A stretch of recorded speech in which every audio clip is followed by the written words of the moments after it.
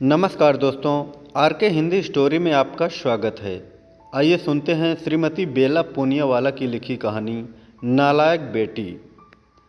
विधि की माँ सुरेखा जी आज फिर से अकेले में रोते हुए अपने आप को ही दोषी ठहरा रही थी कि मेरी ही परवरिश में कोई कमी रह गई होगी जो मुझे आज ये दिन देखने को मिल रहा है।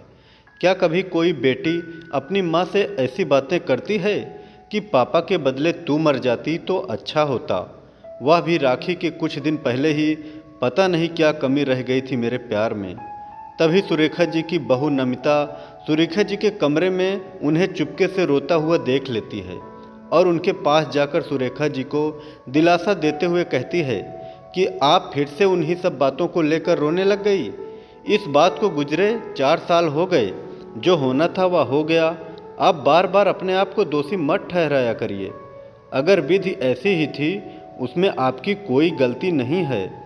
या समझ लो कि पिछले जन्म में कोई कर्ज या कोई लेन देन आप दोनों का और आपके बेटे का आपकी बेटी विधि के साथ बाकी रह गया होगा, जो इस जन्म में पूरा हो गया। आप अगर ऐसे ही रोती रहेंगी तो फिर से आपका बीपी हाई हो जाएगा, आपकी नींद नहीं आएगी, आपकी तबीयत फिर से बिगड़ जाएगी। और आपको तो पता ही है कि अगर आपके बेटे निशांत को पता चला कि आप अब भी उसे लेकर परेशान और दुखी हो रही हैं तो उनका दिल टूट जाएगा। विधि ना सही हम तो हैं ना आपके साथ। चलो, अब आपका मनपसंद हलवा बनाया है, निशांत भी ऑफिस से आते ही होंगे, साथ मिल के खाना खा लेते हैं। पुरानी बातों पे मिट्टी डालिए, कहते हुए नमिता अपनी सास को समझा देती है। लेकिन निशांत उस पल बाहर ही खड़ा था। उसने माँ और नियति की बात सुन ली थी। फिर भी निशांत ने बातों को अनसुना कर, नियति तुम कहाँ हो? आज बहुत भूख लगी है, जल्दी से खाना दे दो, कहते हुए अपना ब्लू सूट और टाई निकालते हुए अपने कमरे में फ्रेश होने चला जाता है। नियति रसोई में खाने की तैयारी में लग जाती है। कुछ देर बाद सब साथ में खाना खाते हैं। कुछ दिनों बाद फिर से रक्षाबंधन का त्यौहार आ रहा था। इस बार फिर से बहन होते हुए भी मेरे निशांत का हाथ राखी के बिना खाली रह जाएगा। ऐसा सोचते हुए सुरेखा जी को अपनी बेटी विधि की याद आने लगी। कैसे वह बचपन में हर रक्षाबंधन पे अपने मनपसंद कपड़े, अपने भाई के लिए राखी, मिठाई, चॉकलेट, केक, सब कुछ अपनी पसंद का ही उसे चाहिए था। ऐसा नहीं सिर्फ राखी पे, दिवाली हो, होली हो, क्रिसमस हो, स्कूल का कोई फंक्शन हो, किसी के या अपने घर के शादी हो, कहीं दोस्तों के साथ बाहर आना जाना हो, उसे हर बार नए कपड़े, जूते, ज्वेलरी, मेकअप का सामान, मोबाइल हो, पर्स हो, हेडफोन्स हो, उसे हर बार सब कुछ नया ही चाहिए। उसका पूरा कमरा ढेर सारे कपड़े, जूते, पर्स से भरा पड़ा रहता। उसे कितने भी समझाओ, डांटो, लेकिन आखिर में वह अपनी बात अपने पापा से मनवा ही लेती। उसके पापा भी उससे परेशान होकर उसको जो चाहिए वह दे देते।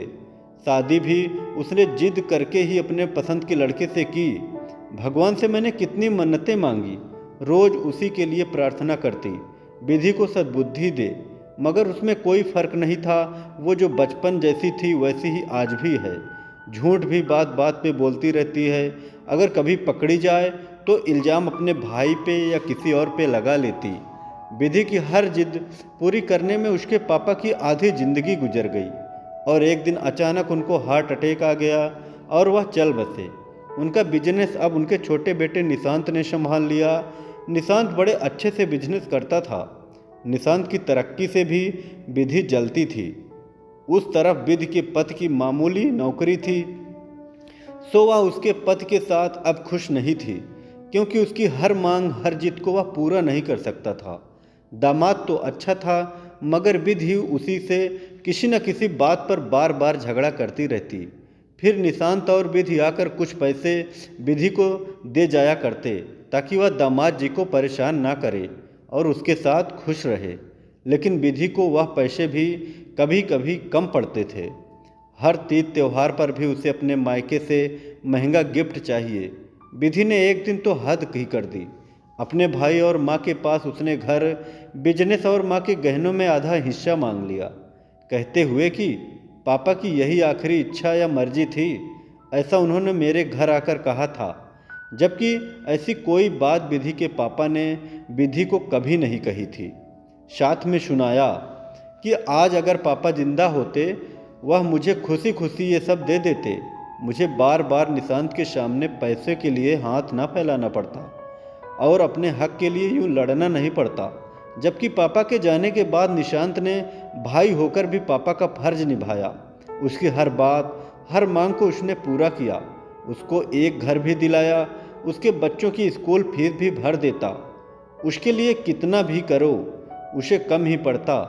कभी अपने भाई भाभी और माँ के लिए वह अच्छा नहीं सोचती या कहती, सबके घर जाकर अपने भाई और माँ की बुराई करती फिरती कि पापा के जाने के बाद ये लोग मुझे बुलाते नहीं और कुछ देते भी नहीं। अब आज के ज़माने में कौन इतना करता है अपनी बहन के लिए? हर कोई अपनी बीवी बच्चों के बारे में सोचता है। हाँ नहीं, लेकिन क्या करे, विधि की अक्ल पे तो पत्थर पड़े हुए थे। भगवान जब अक्ल दे रहे थे तब ये शायद ब्यूटी पार्लर में अपना मुंह चमका रही होगी। नालायक और बददिमाग कहीं की। निशांत बहुत समझदार था।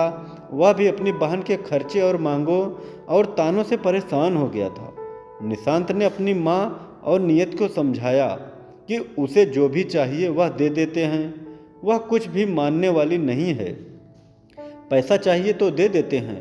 मैं अब तक मेहनत करता आया हूँ, आगे और ज़्यादा मेहनत कर लूँगा।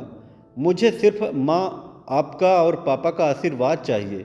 आप हमारे साथ हो तो मुझे कोई फिक्र नहीं। भगवान ने चाहा तो मैं और कमा लूँगा, लेकिन अब मुझे इस विधि के साथ कोई रिश्ता नहीं रखना। मैं परेशान हो गया हूँ। निशांत की माँ को भी यह बात ठीक ही लगी, तो निशांत ने विधि को पहले ही समझा दिया कि अगर उसे पैसे चाहिए तो हमसे आज के बाद कोई रिश्ता नहीं रहेगा। फिर भी विधि पैसों के लिए रिश्ता तोड़ने के लिए तैयार हो गई। सुरेखा जी ने भी मान लिया कि ऐसी बेटी होने से तो बेटी ना होना ही सही।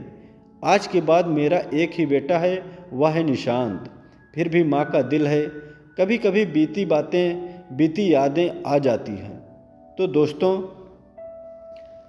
आखिर निशांत का फैसला सही था या गलत? माँ या बाप कभी भी अपने बच्चों को बुरे संस्कार नहीं देते, मगर कुछ बच्चे ही ऐसे होते हैं कि लाख समझाने पर भी अपने माँ बाप की बात उनके पल्ले नहीं पड़ती और ना ही वह उनकी बात मानते हैं। तब उनको अपने हाल पे छोड़ देने में ही समझदारी है। क्या करें, कुछ फैसले हमें ना चाहने पर भी लेने पड़ते हैं ताकि हम अपनी ज़िंदगी में खुश और वह अपनी ज़िंदगी में खुश रहें। कहानी कैसी लगी कृपया कमेंट में ज़रूर बताएं।